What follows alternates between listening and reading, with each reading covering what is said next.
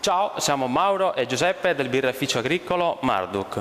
Siamo un birrificio giovane, abbiamo aperto circa da 2 anni, dal 2013, facciamo birra da circa 7-8 anni, birra in casa, e abbiamo un grande progetto che è quello del birrificio agricolo. Cosa vuol dire birrificio agricolo?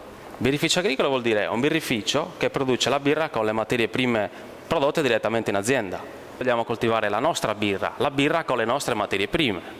Allora, che birre facciamo? Allora, la prima è la Bohemian Pilsner, la birra più semplice da bere ma la più difficile da fare. Come ci siamo arrivati a questa birra? Solo con 173 ricette prima di arrivare a un obiettivo, insomma, che è stato abbastanza commerciabile. E la seconda birra qual è stata?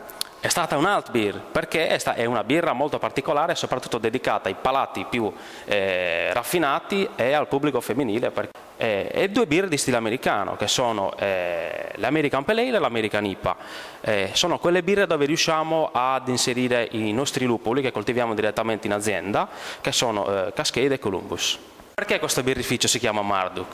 Allora, Marduk era un dio sumero che veniva adorato anche dai guerrieri Sardana, che notoriamente erano dei mercenari e facevano guerra in Egitto e Mesopotamia, e quindi stiamo parlando dello stesso periodo storico e della stessa zona geografica in cui è nata la birra nel mondo. Grazie a queste persone, e quindi grazie al loro dio, la birra sicuramente era presente allora, agli albori, anche qui in Sardegna. E questo è il legame che abbiamo voluto creare tra la nascita della birra nel mondo e il nostro territorio. A questo punto che cosa ci rimane da dire allora ai nostri bevitori? Di bere birra Marduk, di bere birra agricola, di bere birra buona e di... Non guidare dopo aver bevuto. Ciao a tutti! Ciao.